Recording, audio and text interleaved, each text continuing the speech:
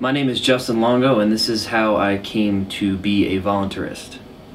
I grew up in a very conservative household. My dad is a big fan of Ronald Reagan, so I grew up with the typical limited government mentality, lower taxes, strong defense, very little interference into the economy, that type of thinking. And then my world kind of turned upside down when I attended George Mason University in fall of 2000. I took my first microeconomics class, and after taking that class, I fell head over heels in love with economics. I basically read as much economics in my off time and for class as I possibly could. That was pretty much the beginning of my foray into libertarianism, and I'd say about 02, 03, I stumbled upon Austrian economics, which just solidified my libertarian leaning even further. And I started with reading Hayek and Mises and Rothbard and David Friedman and Bob Murphy. I started to realize the inherent contradictions in the limited government philosophy. So that was where I kind of started to follow my education and follow it to its logical conclusion, which was that you could privatize everything.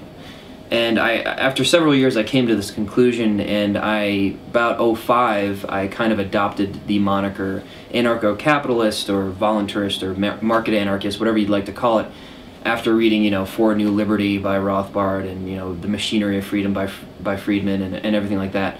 But I was coming at it through an efficiency perspective, where I thought, everything the government does is very inefficient. It squelches wealth. It makes people poorer.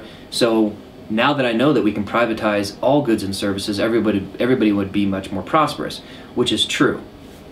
It wasn't until about 06-ish where I started to get into Stefan Molyneux. I mean, I was familiar with the non-aggression principle before then, but I'd say Stefan Molyneux really hammered it home with the non-aggression principle, which is simply, you can do whatever you'd like just as long as you don't initiate force on anybody else. Then I started to have a moral justification for what I already believed to be true. And I believe that that is really where the argument is won. Because unfortunately the left has hijacked the high ground, and I am on a mission to take back that morality and that high ground from the left, because their version of morality is still yet more coercion and force and guns to get people to do what they otherwise wouldn't do. Whereas I strongly believe that the moral high ground is voluntary action, freedom of association, free trade, voluntarism in a nutshell. Those are moral, and the government is by definition immoral, because all it can do is force. So in concluding my whole little speech, I'd like to just stress that, knowing that privatizing everything and being anarchist is actually practically possible. Knowing that is very important. Don't slack on knowing the practicality of the matters, but I would very much stress that the morality of being a voluntarist is really where the argument is won, because being a walking encyclopedia of all the statistics and the history and the dates and the numbers that you have to know in order to justify the practicality is not as compelling as arguing for morality and arguing that force is always wrong, initiating force is always wrong, doesn't matter the circumstances, and arguing that voluntary action is always moral.